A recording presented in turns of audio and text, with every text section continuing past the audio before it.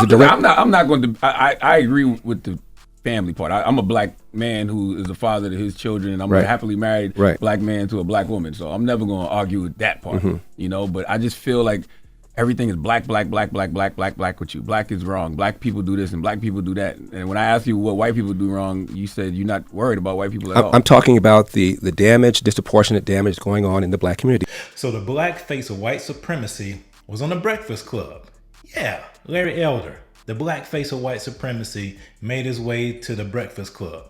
Let's react to that appearance. America First mega guy, and we have an America First mega guy running, obviously. So the question is, what do you bring to the table? You said MAGA? MAGA. Okay. And the answer is, I bring a lot of issues to the table that I feel our side is not talking enough about, if at all. For example, the number one social problem in America, by far, is the epidemic not of COVID, but of fatherlessness. Larry Elder is on point there. The epidemic of fatherlessness is the number one issue in America. And it's been intentional because those who want to destroy America, they understood the backbone of America wasn't the economy, wasn't even freedom or rights. It was the family. It was a family unit that's based upon a biblical order, a biblical idea of marriage, a biblical idea of the family. And so what did people attempt to do? They attempt to marginalize and destroy the family. And who did that impact the most? The black community. Because when the dad was kicked out, the government came in. Nobody's talking about that. I am. What are the reasons, if your statistics are right, what are the reasons that you think fathers aren't in the home? As I said, it's because in the mid-'60s, Lyndon Johnson launched what he called the War on Poverty. In Charlemagne, literally, they sent social workers door to door in the inner city. I remember this, advising women of the availability of welfare provided there was no man in the house. It created an economic incentive for women to marry the government. That's why I say all the time on this channel, what we talk about as a biblical conservative, what I talk about, one of the main core tenets of being a biblical conservative is to encourage and strengthen the family.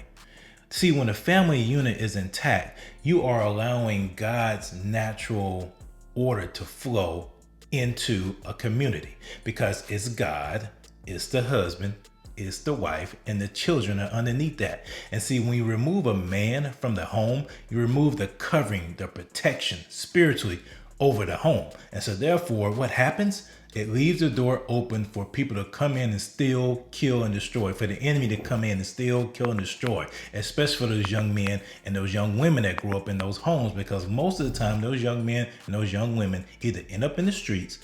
For the young men, they end up selling drugs, part of gangs, committing crimes, robbing. Young women, they end up seeking affection through men because they didn't get it from their dads. They end up on the streets. They can end up in trafficking. All kind of nasty things can happen to them because the covering of the father was removed. And I'm talking about good fathers. I'm not talking about just a man in the home. I'm talking about a father that is engaged, a man and a woman that loves God, that understands his role as a provider, as a priest, as a protector, and as a covering for his family. Let me ask you a question. What do white people do wrong?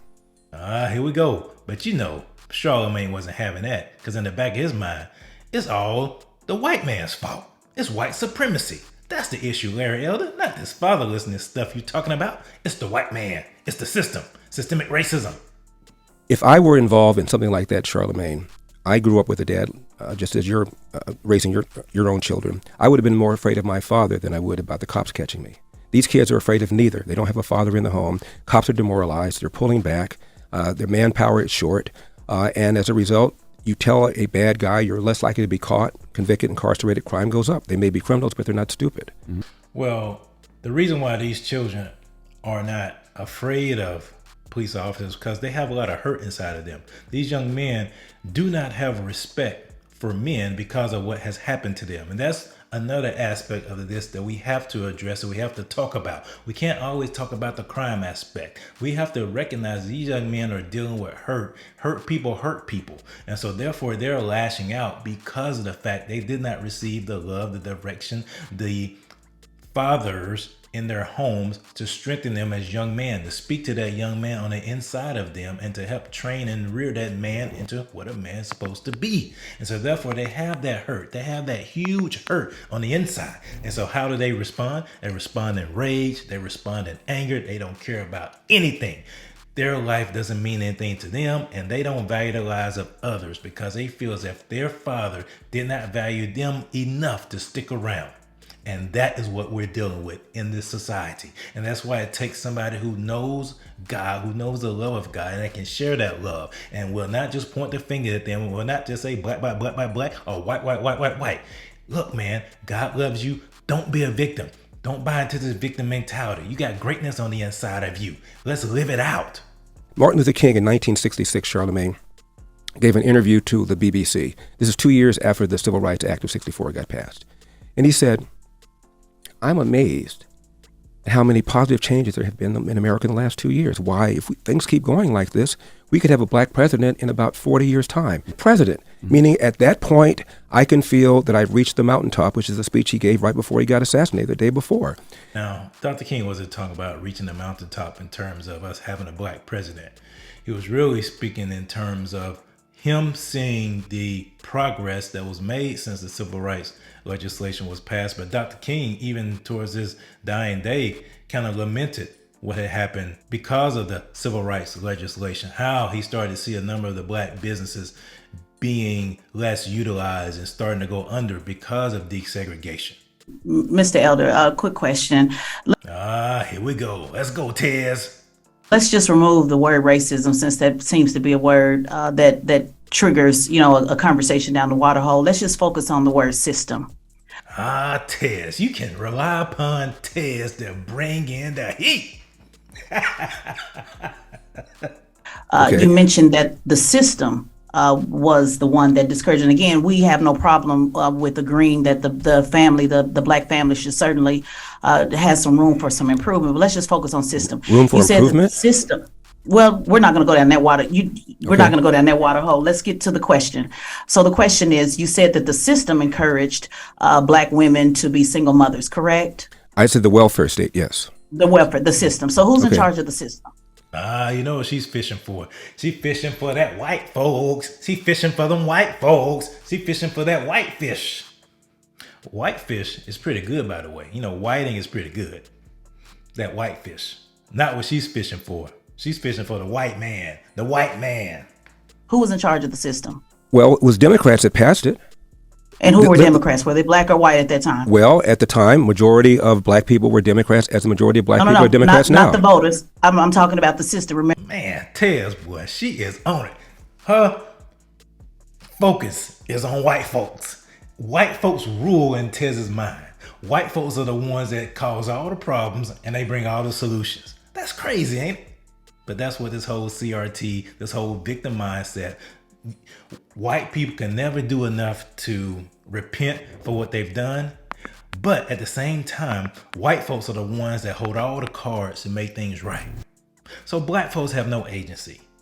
And I reject that. I strongly reject that. I believe that black people are people and they have agency to make decisions to better their lives, irrespective of the fact of a white man, a system, or anything else. So what I do on this channel is try to tell people how to get above the system. And the only way you can get yourself out of this system is, number one, to get into the kingdom of God, to get the system of God operating in your life. Because other than that, you will subject yourself to this earthly system that is not run by white folks, that is not run by the elites. Honestly, it's run by demonic forces. And demonic forces, all they want to do is steal, kill, and destroy. Remember, the main idea is the word system. Who was in charge of the system at the time? The Democrats at the time, the system.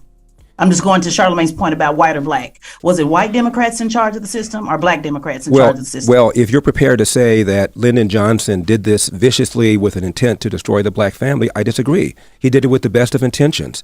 I disagree with that, Dr. Elder. I'm not sure if he did with the best of intentions. I wouldn't go that far. And if you look at the New York Times, which is left wing, the Washington Post, which is left wing, they cheered all of this. Right, and what I'm asking was it white people, so I'm going to ask again in case my mic's not coming through clearly. Yeah, it's like, look, man, tell me, did white folks cause this problem or not? You know you're the black face of white supremacy, so tell me, did white folks cause this problem or not? Well, who put them in charge? Was Lyndon Johnson white or black? Who put them in charge? Maybe that'll help you. Fine, Lyndon Johnson was white. Thank you. Okay. She got her answer. She got white. She got white. She got white. Man, see, that's what stuff like this is what's so frustrating sometimes when I speak about these issues. It's because She is so fixated on whether or not Lyndon Johnson was white. She is not paying attention to anything else that Larry Elder has said when it comes to fatherlessness, when it comes to what has been the ramifications of the welfare state, what has been the ramifications of the Great Society program. She is so fixated on him being white. That's the only thing that matters to her. And that's sad. I mean, white people are living rent-free in these people's head. And the sad part about it is the people they claim to be their allies, the white liberals, they're the most racist of the bunch because they patronize black people and don't see them as people. They don't. They marginalize them. They oppress them because they don't see them as people. They utilize them in order to retain or acquire power. That's it. That's it. And that's why they don't do anything in the black community. Why do you think for all of these years that Democrats have run these cities, why nothing has changed for a lot of black folks in the inner city? Just ponder on that. Ponder and think about that. Why, if Democrats are for black folks so much, and they love black people so much, and they want to help out black people so much, why are black people still in the same predicament and sometimes worse off than they were 40, 50, 60 years ago? But if your argument is that the reason he did it is because of racism, then I disagree. He did it because of That's not my argument. I just asked you a simple question. Was he white or black? Charlamagne? And you know, these people are so fixated on a man-made construct of race. Race was put into place, yes, it was put into place as a caste system here in America to keep black people in their place. We should not be elevating this caste system that's set up in America because the elites set this up to keep us in division. They're the only ones that profit off of this. That's why we gotta stop talking about this stuff so much in this sense. We recognize people are different and we value their differences, not just because of their skin tone, but also by the way they think, their mentality, the way they approach things, the way they think about things. That's what we need to value more than the way somebody looks or who they sleep with. 7% of blacks live below the poverty line. This is before Brown versus Board of Education. Probably You because we did had no not choice. find you did not find these kind of black on black crime. probably because we had no But choice they still but were to do it living ourselves. below the poverty line, though, sir. I'm sorry? You're forgetting the fact that they were still living below the poverty line. You're picking and choosing, saying this was good, but this was bad. Okay. The bottom line, they end between the poverty line. But let's move forward on Well, let me. system. Hey, Ted said, I'm ready to move forward, man. I gotta give you some more of these racial questions. Come on, man. I gotta see where you really stand. If you were Uncle Tom, if you were Coon or what, I gotta see where you are. Are now under attack by organizations like Black Lives But Matter. all of those things have always been under attack by white supremacy. You can go back to things like whether it's the Tulsa race massacres. Here they go. They always put the same talking points. You can tell these people don't know much about anything besides what they receive from the Democratic talking media. They don't. Tulsa race massacre. Wow. That's a easy one to pull out, Charlamagne. Yeah, but who destroyed it to begin with? It was racists who destroyed it. No question Okay, about it. let's make it sure. We've had race riots, but so have Japanese. So you do agree that there's racism? She is hung up on this system deal. System.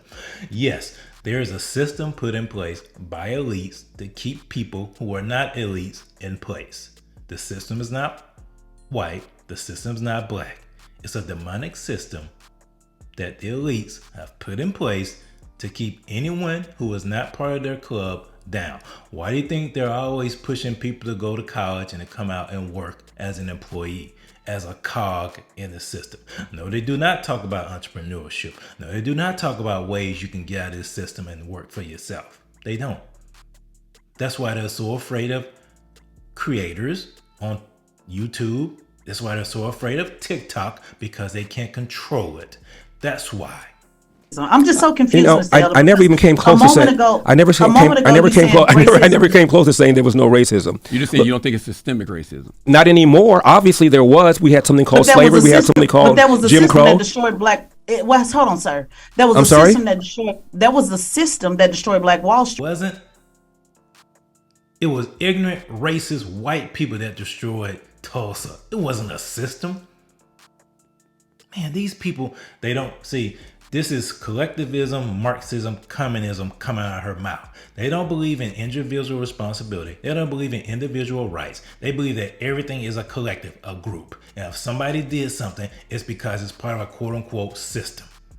Man, these people have no understanding, no comprehension of what the system really is. They really don't.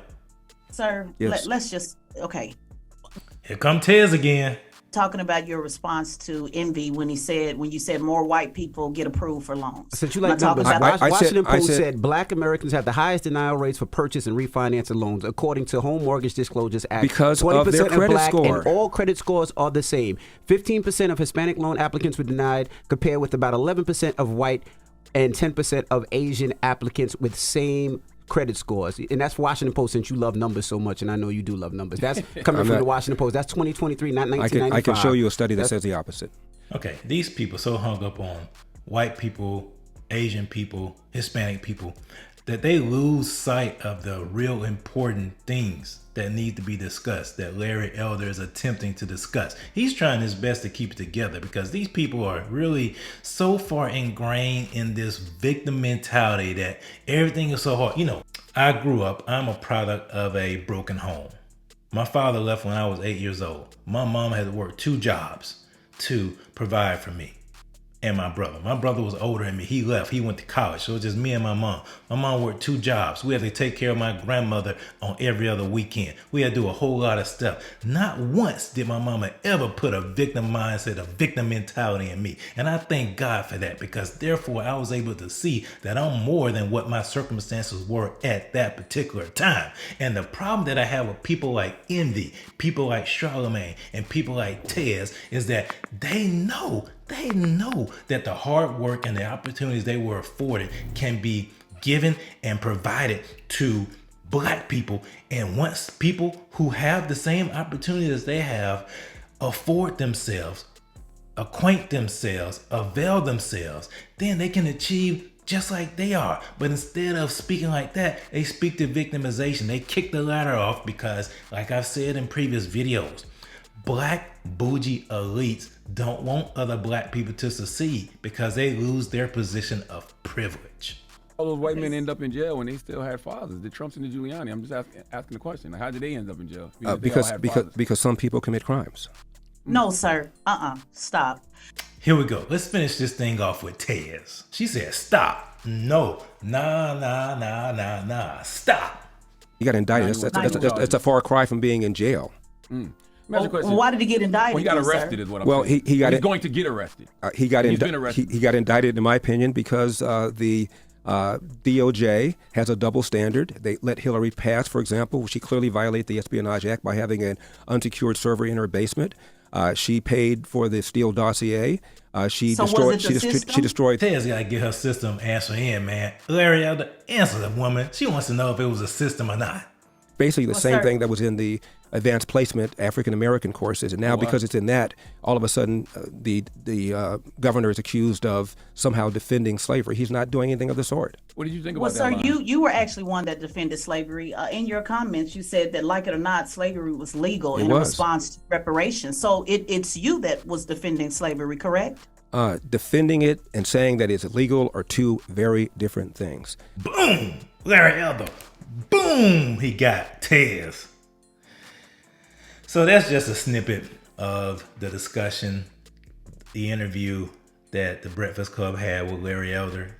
I recommend you definitely check it out. It was worth the watch. I will say though, Larry Elder acquainted himself very well on the Breakfast Club, and I will give the Breakfast Club credit. You know, even though I disagree with them on a majority of the issues, I do respect that crew for what they're attempting to do. I respect that crew for the influence that they have in the community, in the culture, if you will.